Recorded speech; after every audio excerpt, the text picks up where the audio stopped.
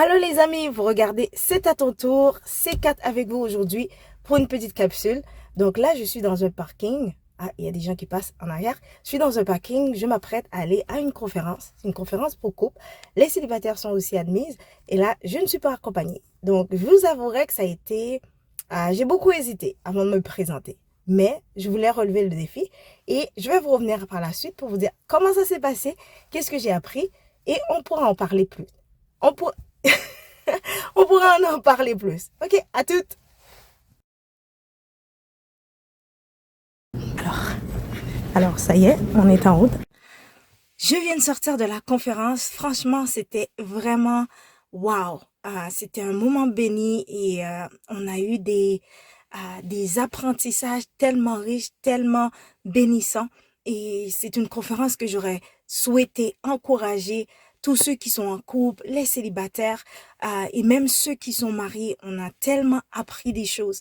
Et je suis contente de ne pas avoir été bloquée par mes craintes de départ, savoir est-ce que je vais y aller, comment ça va se passer, je suis pas accompagnée, etc. Et bien de personnes qui regardent cette vidéo, vous êtes dans des situations où vous vous bloquez parce que vous êtes là à vous demander qu'est-ce que les gens vont penser de moi, ou vous êtes là à vous demander qu'en dira-t-on, euh, et vous avez peur des fois de faire certaines choses parce que vous dites, ah, mais mes amis ne vont pas être là, je vais être seule. Donc, vous vous privez vraiment des moments bénissants que vous pouvez avoir dans votre vie pour des raisons de peur, pour des raisons de fait que vous n'êtes pas accompagné. Et ça, je vous encourage à laisser ces choses de côté. Parce que bien souvent, c'est une, ça peut cacher un peu de la honte. On a peut-être honte d'être vu seul, donc on ne va pas y aller. Alors on manque une occasion où on aurait pu être béni, une occasion où on aurait pu accomplir quelque chose parce que simplement, soit qu'on a peur ou soit qu'on a honte. Et on doit se débarrasser de ces choses parce que vous vous empêchez de recevoir des fois des bénédictions que Dieu a pour vous à cause de ces deux sentiments. La peur de ce que les gens auront à dire. Moi, je vous dis, n'ayez pas peur de ce que les gens ont à dire si vous avez vraiment, vous savez dans votre cœur que ce que vous faites est bien aux yeux de Dieu et c'est ce que Dieu attend de vous. N'ayez pas honte du regard des autres. Ayez plutôt honte de ce que vous n'accomplissez pas et que vous devez accomplir.